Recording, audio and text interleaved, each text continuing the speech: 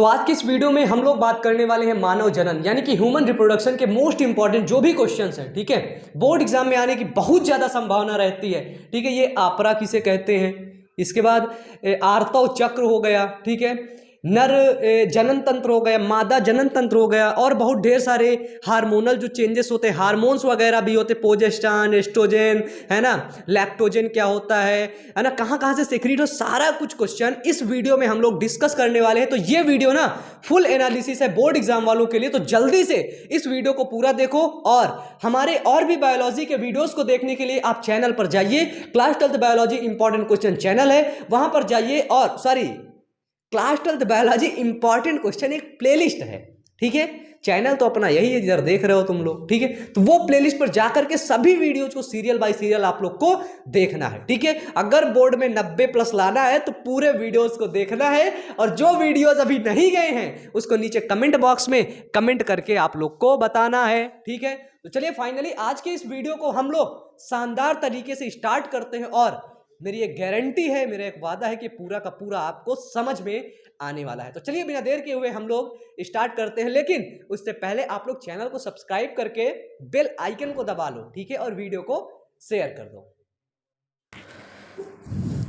Hello परिंदों, जैसा कि यहाँ पे देख रहे हैं आज हम लोग पढ़ने वाले हैं मानव जनन, ठीक है, इसके हम लोग पढ़ने वाले हैं इम्पॉर्टेंट क्वेश्चंस, ठीक है, क्या पढ़ने वाले हैं, इम्पॉर्टेंट क्वेश्चंस। आपको बता दें आप क्लास 12th में हैं और अभी तक आप क्लास 12th बायोलॉजी के इम्पॉर्टेंट क्वेश्चन नहीं देखे हैं तो आप लोग जाइए, चैनल पर एक प्लेलिस्ट है, क्या है, एक प्लेलिस्ट है, और उस प्लेलिस्ट का नाम है class 12th biology important question, ठीक है, उसी प्लेलिस्ट पर सभी वीडियोज़ अपलोड हैं, ठीक है, वहाँ पर आप लोग जा करके देख लीजिए एग्जैक्ट। चलिए अब हम लोग पढ़ने वाले हैं ह्यूमन रिप्रोडक्शन, मानव जनन के इंपॉर्टेंट क्वेश्चन। यहाँ पर हम लोग MCQ भी बात करेंगे, ठीक है, और इंपॉर्टेंट क्वेश्चंस के भी बारे में बात करेंगे। चलिए अब हम लोग बढ़ते हैं आगे और देखते हैं पहला क्वेश्चन। देखिए सबसे पहली बात यहाँ पे पहला क्वेश्चन आता है कि मनुष्य सहित सभी स्तनियों में जनन की विधि लैंगिक होती है, ठीक है। लैंगिक जनन कैसे होता है, इसमें क्या होते हैं, इसमें नर व मादा अलग अलग होते हैं, ठीक है, इसमें नर अलग होता है और मादा अलग होता है, ठीक है, लैंगिक जनन में, ठीक है, जैसे ये है हमारा नर और ये है हमारी मादा, ठीक है। अब इनकी क्या होगी, इनकी शादी वगैरह होगी, फिर इनसे एक नई संतान उत्पन्न होगी, ठीक है। जो अलैंगिक जनन होता है उसी में एक मतलब जीव रहता है, उसी के अंदर ये नर रहेगा, उसी के अंदर ये मादा रहेगी, ठीक है। तो जो मनुष्य सहित सभी जो स्तनी हैं, ठीक है, सभी स्तनियों में जनन की विधि कौन सी होती है, लैंगिक जनन, भूलना नहीं, ठीक है। यह एक जटिल प्रक्रिया होती है, ठीक है, इसमें विशेष प्रकार के युग्मकों का निर्माण होता है, ठीक है। जो नर होते हैं उनके अंदर नर युग्मक बनता है, क्या बनता है, उनके अंदर नर युग्मक बनता है, जिसको अपन लोग स्पर्म के नाम से, शुक्राणु के नाम से जानते हैं। और जो मादा होता है उसके अंदर मादा युग्मक, जिसको ओवम यानी कि अंडाणु के नाम से जानते हैं, ठीक है। बहुत इंपॉर्टेंट है, इन जंतुओं में नर व मादा अलग अलग होते हैं, ठीक है, इन जंतुओं में क्या होते हैं, नर व मादा अलग अलग होते हैं। और लैंगिक जनन में नर तथा मादा जंतुओं में नर युग्मक अर्थात शुक्राणु और मादा युग्मक या अंडाणु का समाकेन फ्यूजन होता है। यहाँ पे ये स्पर्म और ओवम का क्या होगा, फ्यूजन होता है, ठीक है, तथा एक द्विगुणित कोशिका युग्मनज बनती है। देखो यहाँ पर मैं आपको समझा देता हूँ फिर आगे बढ़ता हूँ। ये जो यहाँ पे बताया है, एक है हमारे पास मेल जिसको हमने बोला नर, ठीक है, और एक है हमारे पास फीमेल, क्लियर है। हमने देखा मेल के अंदर बन रहा है हमारा स्पर्म, ठीक है, और फीमेल के अंदर बन रहा है हमारा ओवम। अभी ये क्या है, ये है हमारा नर युग्मक, ठीक है, और ये है हमारा मादा युग्मक, ये है हमारे गैमीट, क्या है, गैमीट, ठीक है। जो स्पर्म है इसके अंदर 23 गुणसूत्र हैं और जो ओवम है इसके अंदर 23 गुणसूत्र हैं, यानी कि ये अभी क्या है, ये अभी अगुणित हैं, क्या है, ये अभी दोनों अगुणित हैं, ठीक है। अब इनका होता है फ्यूज़न, ठीक है, क्या होता है, फ्यूज़न, यानी कि वो क्रिया को बोलते हैं फर्टिलाइजेशन या निषेचन, ठीक है। जब इनका फ्यूज़न होता है शादी के बाद भैया, जब ये लोग आपस में मिलते हैं, ठीक है, तब देखो यहाँ पे ये स्पर्म और ये ओवम आपस में मिलता है, ठीक है। और बता दें ये मिलता कहाँ पे है, ये बहुत क्वेश्चन पूछा जाता है। तो ये मिलता है फैलोपियन ट्यूब के अंदर, फैलोपियन ट्यूब के अंदर, ठीक है। कहाँ पर मिलता है? फैलोपियन ट्यूब के अंदर, ठीक है। फैलोपियन ट्यूब के अंदर मिलेगा, ठीक है। जो फैलोपियन ट्यूब के अंदर जब ये मिलेगा तो ये बनाएगा युग्मनज, ठीक है। दो कोशिकीय, एक कोशिका स्पर्म वाली, एक कोशिका ओवम वाली। ये क्या बनाएगा? ये बनाएगा जाइगोट, जिसको अपन लोग बोलते हैं युग्मनज, ठीक है।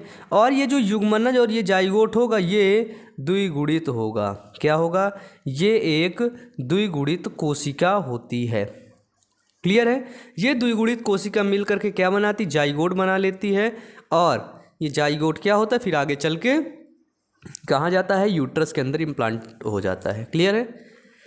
चलिए, ये पॉइंट समझ में आया। इन सभी चीज़ों को अब आपको समझते हुए चलना है, आगे बढ़ना है, ठीक है। देखिए, हमने अभी बताया था ना, क्या बनता है हमारा? स्पर्म बनता है, ठीक है। स्पर्म कहाँ पे बनता है? तो स्पर्म बनता है टेस्टिकुलर लॉब्यूल के अंदर, ठीक है। कहाँ पर बनता है? टेस्टिकुलर लॉब्यूल्स के अंदर। टेस्टिकुलर लॉब्यूल्स कहाँ पर पाई जाती हैं? वो पाई जाती है सेमनीफेरस ट्यूबुल्स के अंदर, ठीक है। कहाँ पे? सेमनीफेरस ट्यूबुल्स के अंदर। और ये सेमनीफेरस ट्यूबुल ये सब कहाँ होता है? तो ये सभी होती है टेस्टिस के अंदर, ठीक है। यहाँ पे टेस्टिस के अंदर, वहीं पर ये क्या होता है? स्पर्म फॉर्मेशन होता है, स्पर्म फॉर्मेशन। अब देखो, पूछ क्या रहा है यहाँ पे कि सार्टोली कोशिकाएं होती हैं। सार्टोली कोशिकाएं क्या करते हैं? सार्टोली कोशिकाएं जब स्पर्म बन जाता है तो उसको ये खाना पीना का काम इंतजाम करती हैं, ठीक है। मनुष्य के आमाशय में तथा HCl का स्रावण करती हैं, बिल्कुल गलत। मनुष्य के वृषण में तथा शुक्राणुओं का पोषण प्रदान करती हैं। फिर लैंगर द्वीप तथा ग्लूकोगान का स्रावण करती हैं, गलत। दाएं वाली नीले वाली सकुच, बिल्कुल। तो जो सार्टोली सेल होती हैं, क्या होती हैं? सार्टोली कोशिकाएं होती हैं, वो मनुष्य के वृषण में तथा शुक्राणुओं को पोषण प्रदान करती हैं, ठीक है। शुक्राणुओं को भोजन देती हैं सार्टोली कोशिकाएं, ठीक है। याद करके रख लेना, इंपॉर्टेंट पॉइंट है ये। चलो, नेक्स्ट पॉइंट क्या आता है हमारा? शिशु जन्म के बाद कौन सा हार्मोन्स दुग्ध मुक्त करता है, उसका स्रोत बताइए। जो शिशु जन्म होता है, शिशु का जन्म जब हो जाता है तो कौन सा हार्मोन्स दुग्ध बनाता है, दूध का निर्माण करता है, ठीक है। ये देखो 2016 के अंदर ये पूछा गया था, लेकिन इस हार्मोन्स का नाम पता होना चाहिए कि जब शिशु जन्म लेता है उसके बाद माता के अंदर जो पीयूष ग्रंथि होती है, पिट्यूटरी ग्लैंड होती है, तो पिट्यूटरी ग्लैंड से निकलने वाला एक हार्मोन्स है प्रोलैक्टिन। मैंने इसके बारे में आपको बताया था। कौन सा हार्मोन्स? प्रोलैक्टिन हार्मोन्स, ठीक है।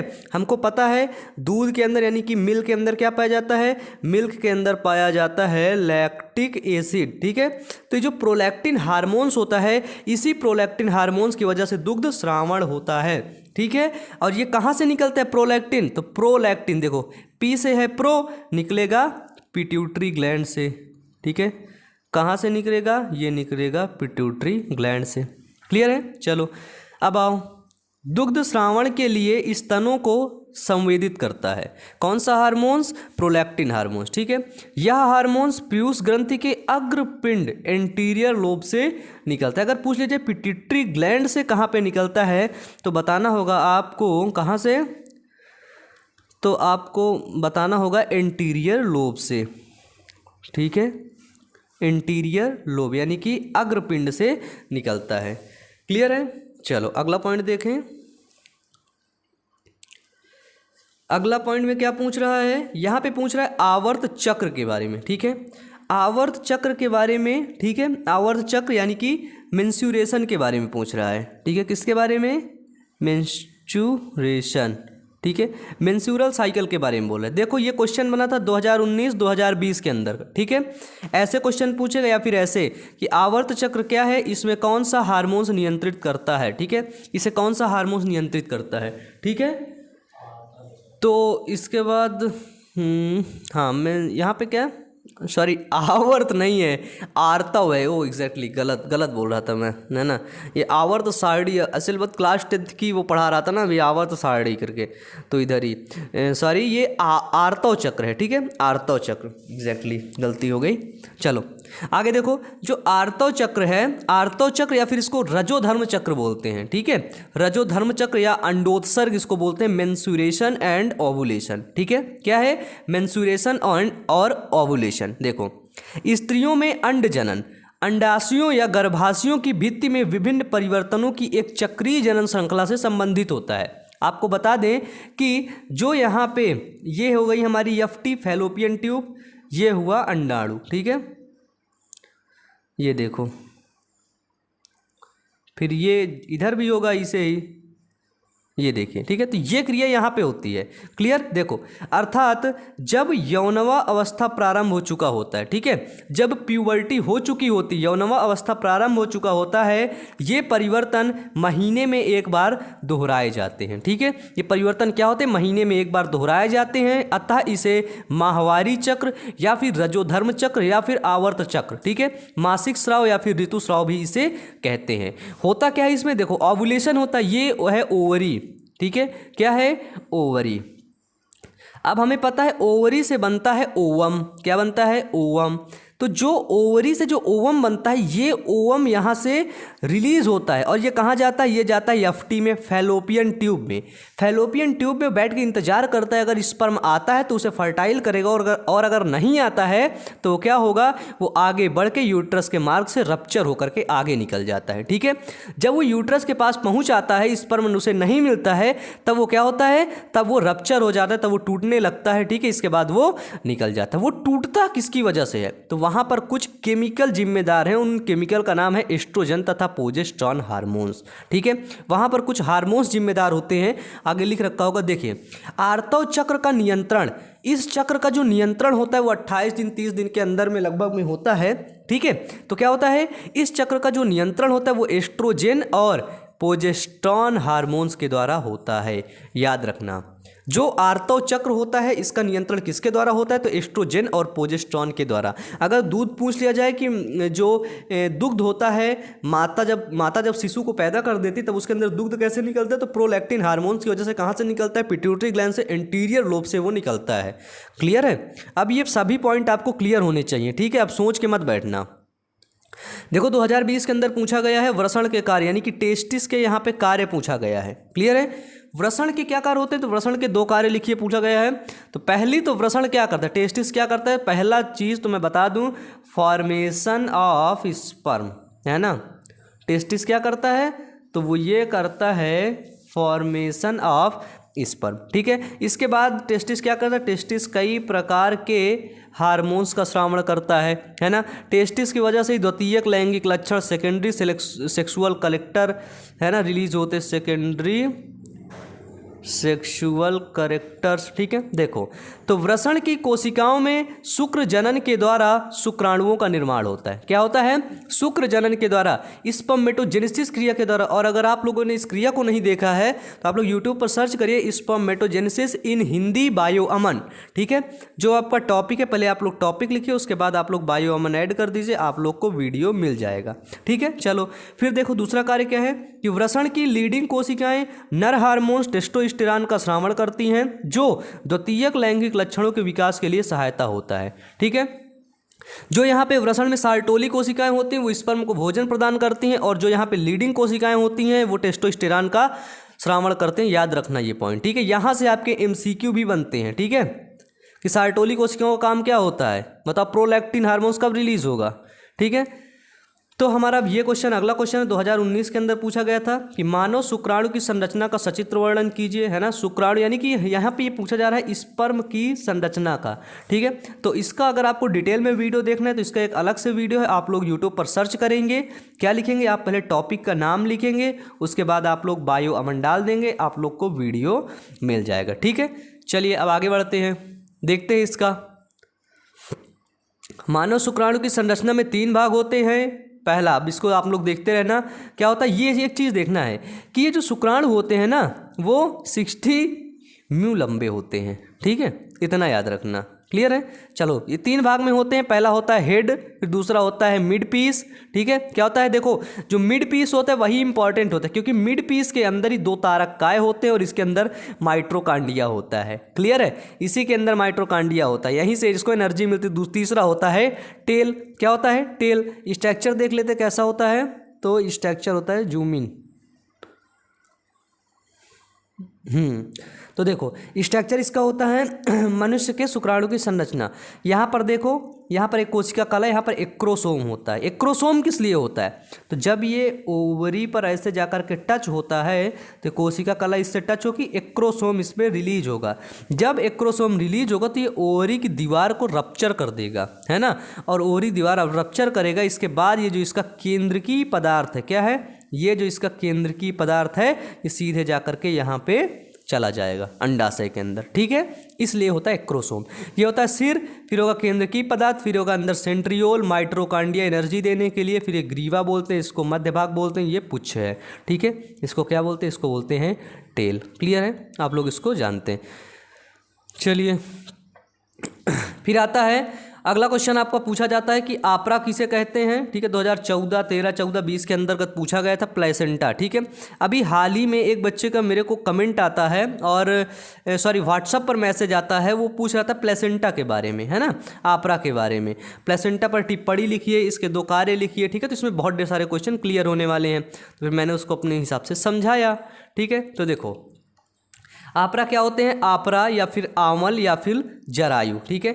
आपरा एक संयुक्त ऊतक होते हैं, क्या होते हैं, ये एक संयुक्त ऊतक होते हैं जो स्तनपोषियों में मादा के गर्भ में भ्रूण के गर्भाशय भित्ति के साथ संरचनात्मक तथा क्रियात्मक संबंध स्थापित करते हैं, ठीक है। तो आपरा मादा के गर्भ के अंदर पाया जाता है। ये क्या करता है, भ्रूण जो होता है, ठीक है, भ्रूण, ठीक है, भ्रूण और गर्भाशय भित्ति के साथ, ठीक है, जो भ्रूण होता है उसको गर्भाशय भित्ति के साथ संरचनात्मक और क्रियात्मक एक संबंध स्थापित करते हैं, ठीक है। निषेचन के बाद निषेचित अंडाणु विदलन करता हुआ एक परिवर्तनशील भ्रूण में परिवर्तित होकर जब गर्भाशय में पहुंचता है तो गर्भाशय भित्ति के चिपचिपा हो जाने के, ठीक है, जब वहाँ पे गर्भाशय में भ्रूण पहुँच जाता है तो गर्भाशय भित्ति के चिपचिपा हो जाने के कारण, ठीक है, चिपचिपा हो जाने के कारण उसी से चिपक जाता है, ठीक है, और यह क्रिया इम्प्लांटेशन कहलाती है, ठीक है। देखो जब ये है, ये हमने देखा, ये है फैलोपियन ट्यूब एफटी, ठीक है, ये एफटी, यहाँ पे ये भ्रूण बन गया, ठीक है, इस जगह पे स्पर्मोरोवम मिले, फिर ये धीरे धीरे बढ़ेगा और ये जब ये इसका हो जाएगा, है ना, इसका यहाँ पे फर्टिलाइजेशन हो गया तो रासायनिक क्रियाओं द्वारा क्या होगा, ये जो गर्भाशय की दीवार चिपचिपी हो जाती है, फिर ये धीरे धीरे आगे बढ़ेगा और ये गर्भाशय है। ये क्या है, ये है हमारा गर्भाशय, ठीक है। तो ये गर्भाशय की दीवार पर क्या होता है, गर्भाशय की दीवार पर चिपक जाता है, ठीक है। तो इसी चिपकने की क्रिया को बोलते हैं इम्प्लांटेशन। क्या बोलते हैं, इसी चिपकने की क्रिया को बोलते हैं इम्प्लांटेशन, ठीक है। फिर देखो इस समय तक कार्पस ल्यूटियम द्वारा स्रावित हार्मोन्स प्रोजेस्टेरॉन के प्रभाव से गर्भाशय भित्ति में अचानक से परिवर्तन होते हैं। जब ये इसके अंदर चिपकता है गर्भाशय के अंदर, ठीक है, जब इसके अंदर इम्प्लांटेशन होता है तब क्या होता है, तब जो कार्पस ल्यूटियम होती है, ठीक है, कार्पस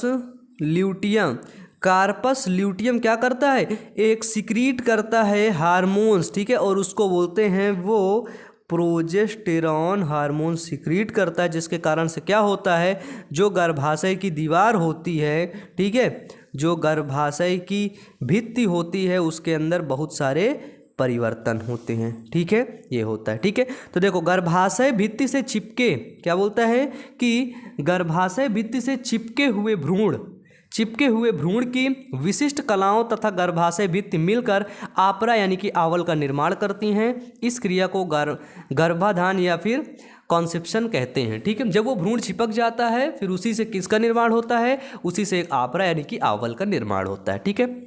आपरा के कार्य क्या हैं, आपरा अत्यंत महत्वपूर्ण ऊतक है। इसका भ्रूण की जीवन क्रियाओं को चलाने के लिए मादा के शरीर से विशिष्ट संबंध होता है। आपरा के निम्नलिखित कार्य होते हैं, यानी कि मादा के शरीर से ही वो एम्ब्रियो, वो भ्रूण पलता है, ठीक है, उसी से वो चलता है। पहला क्या होता है, भ्रूण का रोपण, ठीक है। देखो भ्रूण आपरा के द्वारा ही माता से समस्त पोषक पदार्थ प्राप्त करता है। भ्रूण क्या करता है, एम्ब्रियो क्या करता है, वो माता के द्वारा ही, ठीक है, वो संयुक्त पोषक पदार्थ प्राप्त करता है, ठीक है। माता की रुधिर वाहिनियों का संबंध भ्रूण की रुधिर वाहिनियों से होता है, ठीक है। माता की रुधिर वाहिनियों का संबंध किससे होता है, भ्रूण की रुधिर वाहिनियों से होता है। अतः माता के रुधिर में आने वाला और पचे हुए खाद्य पदार्थ सरल रूप से भ्रूण में जाकर के मिलते हैं, ठीक है। ब्लड मतलब ब्लड वाली लाइन, ब्लड वाली जो पाइप होती है वो भ्रूण के अंदर पहुंच जाती है, ठीक है। तो भ्रूण चाचा भी खाना पीना बिल्कुल इंतजाम उसका हो जाता है उधर ही, है ना। तो देखो सेकंड में आओ, भ्रूण का श्वसन। भ्रूण का श्वसन किस प्रकार से होता है देखते हैं। तो देखो माता के शरीर में श्वसन में क्या होता है, डीऑक्सीजनेटेड ब्लड होता है, वो लंग्स में जाता है, क्या हो जाता है, ऑक्सीजनेटेड। फिर वो ऑक्सीजनेटेड ब्लड क्या होता है, फिर वो भ्रूण में पहुंच जाएगा। देखो माता के शरीर से रुधिर के द्वारा ही भ्रूण को ऑक्सीजन के अणु प्राप्त होते हैं तथा कार्बन डाइऑक्साइड भी इसी रुधिर द्वारा वापस चली जाती है या वापस की जाती है, ठीक है। इस प्रकार श्वसन क्रिया के लिए वात विनिमय का कार्य आपरा ही करता है, ठीक है। श्वसन क्रिया के लिए भी कार्य प्लेसेंटा करता है, आपरा करता है। फिर आइए भ्रूण का उत्सर्जन। तो देखो भ्रूण के उत्सर्जी पदार्थ भ्रूण के रुधिर के आपरा के क्षेत्र माता के रुधिर से विसरित होते रहते हैं, ठीक है। इसका निष्कासन भी माता के उत्सर्जित अंग ही करते हैं, ठीक है।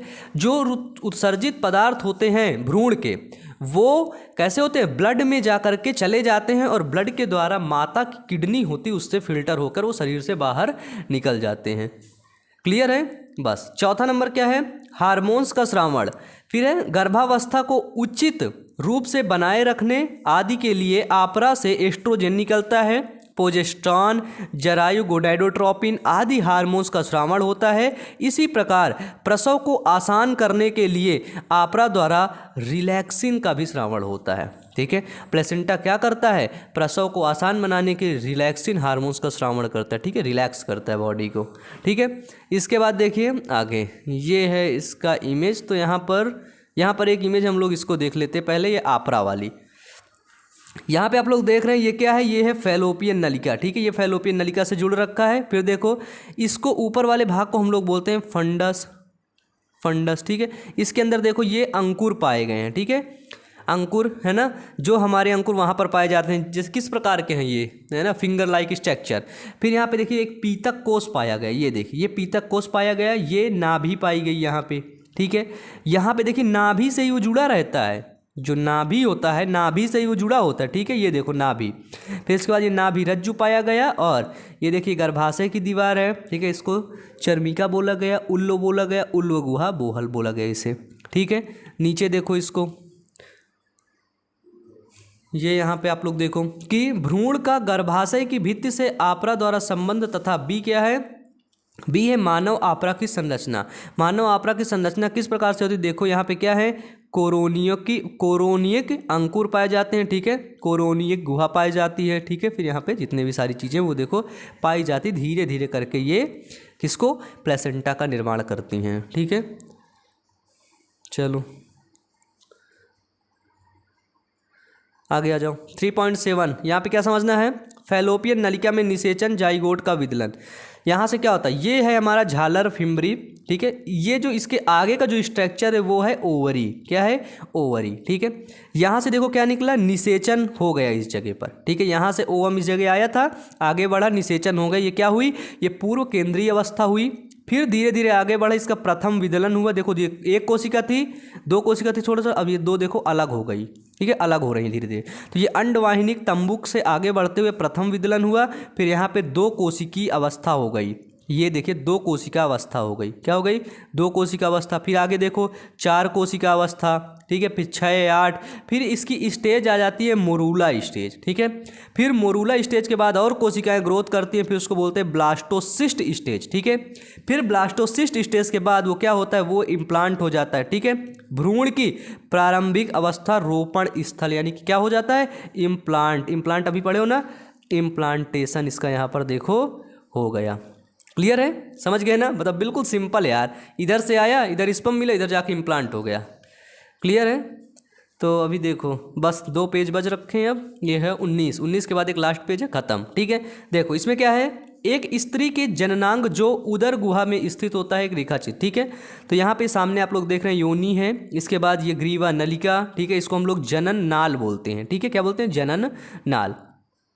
ये चापिका हो गई, ये यहाँ पे ग्रीवा हो गया। ठीक है, ये देखो यहाँ पे क्या है, ये है ओवरी, जिसको बोलते हैं अंडाशय। ठीक है, ये है ओवरी, यहीं से क्या रिलीज होता है? ओवम। ये है फिम्बरी, ठीक है, झालर। ये है तुम्बिका, क्या बोलते हैं? तुम्बिका। ये है देखो फैलोपियन नलिका, बोल रहा था ना अभी, फैलोपियन नलिका।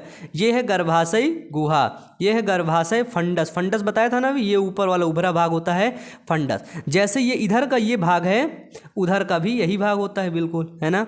जैसे मेल में, अगर मेल के तुम एक टेस्टिस को पढ़ लो तो दूसरा टेस्टिस भी बिल्कुल सेम होता है।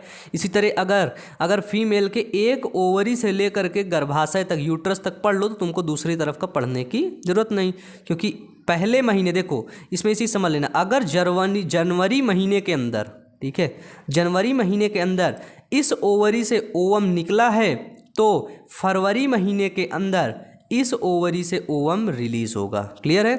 फिर फरवरी में इसमें निकला तो फिर मार्च के अंदर इस ओवरी से ओवम रिलीज होगा, फिर अप्रैल के अंदर इस ओवरी से ओवम रिलीज होगा। ये चीज़ समझ लेना। ठीक है, ये डायग्राम बहुत इंपॉर्टेंट है। ठीक है, इनको कई बार बना लो। देखो बनाना बिल्कुल सिंपल है, ऐसे करो, ऐसे करो, ऐसे। ठीक है, बड़े स्टेज पे ऐसे ऐसे, ये जोड़ दो, फिर इसको आगे निकाल दो, बस हो गया। अब इसमें आप लोग नाम भरो सब चीज़ें। ठीक है, यहाँ पर आप लोग नाम भरोगे, सारी चीज़ें आपको सीखने को मिल जाएंगी। क्लियर है? चलो, अब ये लास्ट पॉइंट में क्या बचा हमारा? लास्ट पॉइंट में बचा मेल रिप्रोडक्टिव सिस्टम। तो देखिए इसका एक वीडियो अलग से बन रखा है। ठीक है, मेल रिप्रोडक्टिव सिस्टम, तो आप लोग उसको देख लीजिएगा। और चैनल पर एक प्लेलिस्ट है, उसी पर मानव जनन के भी मोस्ट इंपॉर्टेंट क्वेश्चन अपलोड किए गए हैं, तो वहाँ पर जाकर के आप लोग देखना। ठीक है, इस बार क्या टारगेट है? 90+ नंबर आप लोग को लाना है। ठीक है, कोई दिक्कत है तो नीचे कमेंट बॉक्स में कमेंट करके बताना। यहाँ पे देखो, ये यहाँ पे ना स्पेशल कुछ खास मांसपेशियाँ पाई जाती है। ये है हमारा मूत्र मार्ग। ठीक है, ये है शिश्न मुंड, जो अगला वाला भाग होता है उसको बोलते हैं ग्लांस पेनिस। क्या बोलते हैं? Glans penis. पढ़ाया था ना मैंने आपको जब वहाँ पे चैप्टर पढ़ा रहा था। शिश्न मुंड, यहाँ पे क्या होता है? मुंड छिद्र होता है, जहाँ से क्या निकलता है? मूत्र निकलता है, यूरिनेशन आप लोग करते हो। ठीक है, मूत्र मार्ग का यहाँ पे छिद्र होता है। इसके बाद देखो, ये है हमारा वृषण कोष, है ना, ये है वृषण कोष, ये है वृषण यानी कि टेस्टिस। ठीक है, ये टेस्टिस एक पाउच लाइक स्ट्रक्चर के अंदर ढका होता है, इसको बोलते हैं स्क्रूटम। क्या बोलते हैं? स्क्रूटम। ठीक है, ये है हमारा एपिडिडाइमिस, जिसको बोलते हैं अधिवृषण। ठीक है, इसके बाद देखिए इसमें काउपर ग्रंथि पाई गई। ये देखिए काउपर ग्रंथि, प्रोस्टेट ग्रंथि। ठीक है, संलग्न नलिका। ठीक है, अपन ये हुआ अपना गुदाद्वार, शुक्राशय हुआ, सॉरी शुक्राशय हुआ पाया गया यहाँ पे। ठीक है, तुम्बिका, ये मूत्राशय, ये यूरेनरी ब्लेडर है आपका। ठीक है, इसी में मूत्र यानी कि आपका जो यूरिन होता है वो इकट्ठा होता रहता है। ठीक है, यहाँ पर कुछ अस्थियाँ पाई जाती हैं, बोन्स। ठीक है, आगे की तरफ आप लोग देखते होंगे कुछ यहाँ पे बोन्स पाई जाती हैं। क्लियर है? चलो, ये क्या था?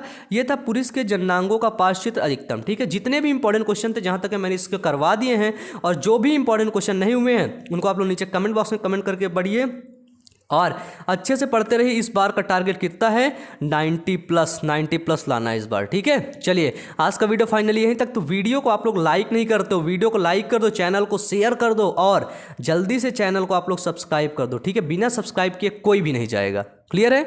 चलो, तो पढ़ते रहो, मेहनत करते रहो। Wish you all the best. Thank you.